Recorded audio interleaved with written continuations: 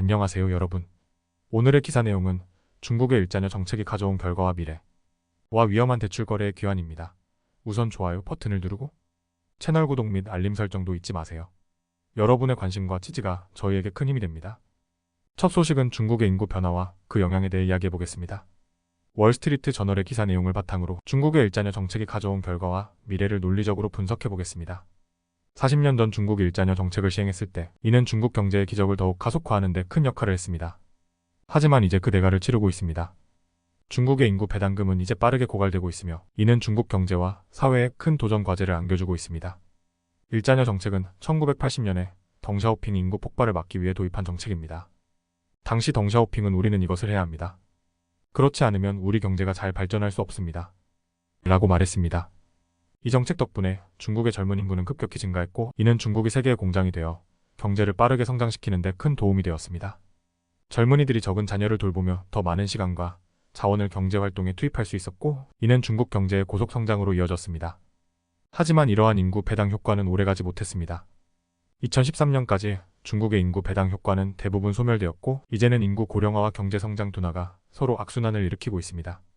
유엔의 최신 예측에 따르면 중국의 인구는 현재 14억 명에서 2100년까지 6억 3900만 명으로 감소할 것으로 예상됩니다. 이는 매우 급격한 감소입니다. 또한 2050년까지 중국의 취업 가능 연령 인구는 크게 줄어들 것이며 은퇴자 1인당 근로자가 2명 미만이 될 것입니다. 이는 경제적으로 큰 부담이 될 것입니다. 중국은 빠르게 고령화되는 인구 문제를 해결하기 위해 여러 방안을 모색하고 있습니다. 인공지능과 같은 기술 발전으로 일자리를 자동화하고 높은 교육 수준의 인구를 활용하는 것이 그중 하나입니다. 하지만 이는 충분하지 않을 수 있습니다. 베이징과 인구학자, 사회학자들은 중국이 이러한 충격을 견뎌내기 위해 더 많은 노력이 필요하다고 경고하고 있습니다. 중국의 일자녀 정책은 경제 기적을 가능하게 했지만 이제는 그 대가를 치르고 있습니다. 앞으로 중국이 어떻게 이 문제를 해결할지 지켜봐야 할 것입니다. 두 번째 기사는 최근 월스트리트 저널에서 다룬 위험한 대출 거래의 귀환에 대해 이야기해 보겠습니다. 높은 수익률로 투자자들을 다시 끌어들이고 있는 이 위험한 대출의 실태와 그 영향에 대해 논리적이고 체계적으로 설명드리겠습니다. 최근 몇 년 동안 투자자들에게 외면당하던 월가의 한 구석에 갑자기 수요가 급증하고 있습니다. 그 이유는 바로 9%에 이르는 수익률 때문인데요. 이로 인해 저등급 기업 대출이 다시 주목받고 있습니다.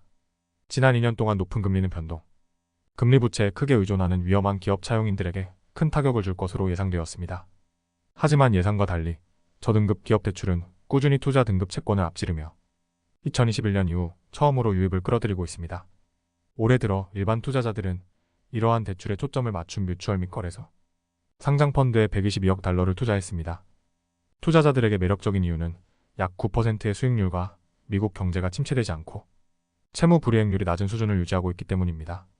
제이너스 핸더선 인베스터즈의 포트폴리오 매니저인 잔 로이드는 골디락스 경제 이야기가 전면에 등장하면서 투자자들은 대출 시장에서 조금 더 안전하다고 느끼고 있습니다. 라고 말했습니다.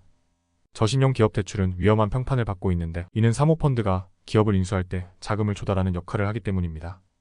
올해 초부터 유버 테크놀로지즈와 어메리컨 에ir라인즈를 포함한 회사에 대한 대출을 포함하는 모닝스타 LSTA, US 리버리지드 론 인덱스는 4.7%의 수익률을 기록했습니다. 반면 투자 등급 채권은 0.5% 상승했고 정크 등급 채권은 3.2% 상승했습니다. 시장의 급격한 변화는 PLOTON, 인터랙티브와 유나이티드 내처럴 푸즈를 포함한 회사들의 대출 판매와 제용자에 큰 영향을 미쳤습니다. 저등급 기업들은 올해 들어 7,360억 달러의 투기 등급 대출을 발행하고 제용자했습니다. 이는 작년 같은 기간에 2,000억 달러 미만에서 크게 증가한 수치입니다. 하지만 이러한 대출에는 여전히 많은 위험이 따릅니다.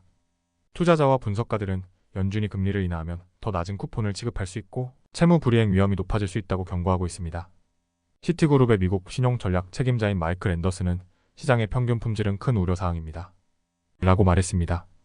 현재 채무 불이행률은 역사적 기준으로 낮은 수준이지만 점차 증가하고 있습니다. 피츠북 LCD 데이터에 따르면 지난 12개월 동안 채무 불이행한 모닝스타 레버리지 대출 지수의 달러 기준 점유율은 6월 현재 0.92%로 작년 초 0.83%에서 증가했습니다. 투자자들은 여전히 레버리지 대출을 매수하여 증권으로 패키징하는 담보대출 채권으로 몰려들고 있습니다. 하지만 대부분의 활동은 새로운 부채를 발행하기보다는 기존 부채를 재용자하는 데 집중되고 있습니다.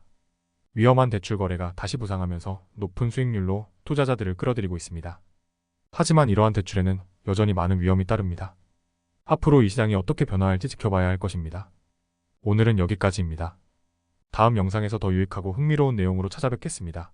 이 영상은 투자 의견이 아닙니다. 매우 감사합니다.